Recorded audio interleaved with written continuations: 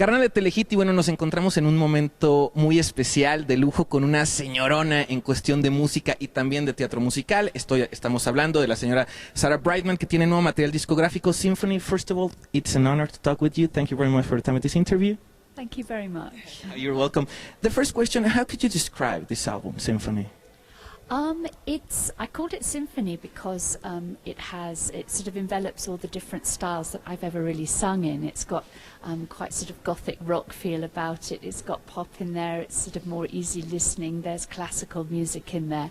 And I took 5 years to make the album, and it's definitely got a feeling much more of a sort of darker qualities to it, as well as the lighter qualities. So it's got good and evil, light and dark. It's actually a really interesting album, and as you can see from the visuals, that's reflected very much in those as well.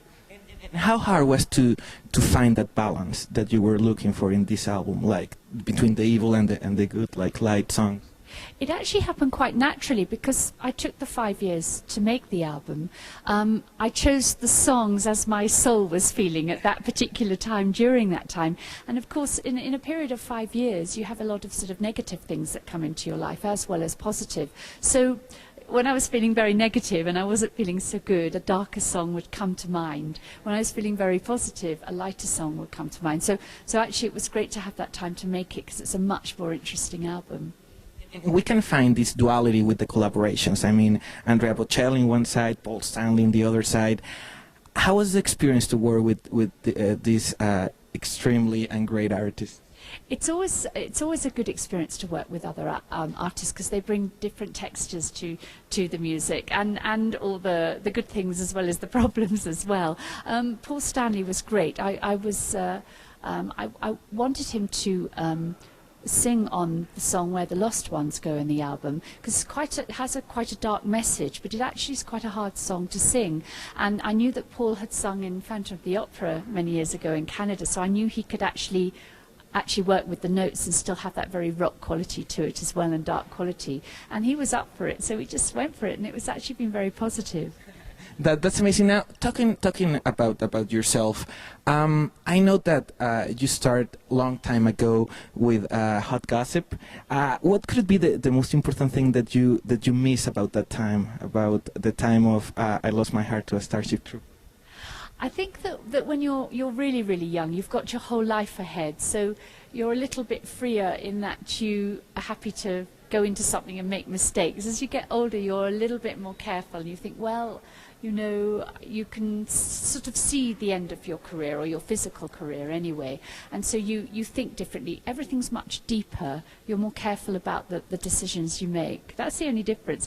But I mean, I've actually got more energy now than I did all of those years back, and can do a lot more, and I'm very, very experienced about things, and actually I've got an even wider audience now, from young to very old, to what I had then. So actually my career is much more enjoyable now. At that point you start actually dancing, not singing, right?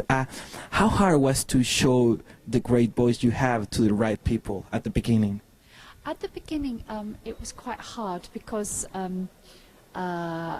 the voice was there and I could go out and it sounded beautiful and audiences applauded it always, but I had a hard time from critics because of course when you become very famous at an early age and you do have a talent, you haven't really had time to build your defences, and that you can't say, well, I've done 20 operas and I've done this and I've done that.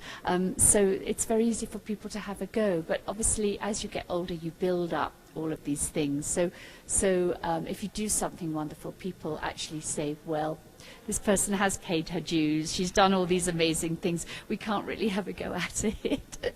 Amazing. And then after all, like you say, you start doing musicals in theaters. How of a difference is if you compare that time when you were doing musicals, right now that you're doing concerts? It's that like, because your music and your concerts live are also like theatrical like shows, right?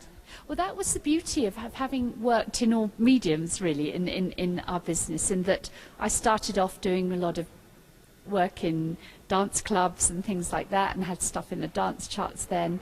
And then moving into classical music and working as a classical musician, that and understanding about opera, and then going into musical theatre, which was a whole different side of things. I've been able now in my shows to put all these things together, which gives people an amazing array of textures and colours within one show. So I'm very glad for the experiences I've had in all these different directions. You're a soprano, but I mean, there's a lot of great sopranos, but the great thing that you did is that you did in a mainstream way.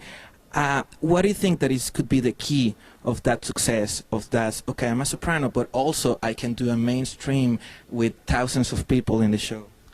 I've never really calculated it that way. I just enjoy all areas. And so I've always given myself the freedom and never felt that I had to categorize myself. So if I've enjoyed a particular music in a particular genre and style, even if people said, no, you can't touch that, you're a soprano, I've gone, well, why not? I enjoy it. I think I can bring something different to it. So I've just gone there. And that, so people have become to expect the unexpected with me, which is great because I have that freedom. Well, and now talking about what's next, I know that you're also going to be in a project called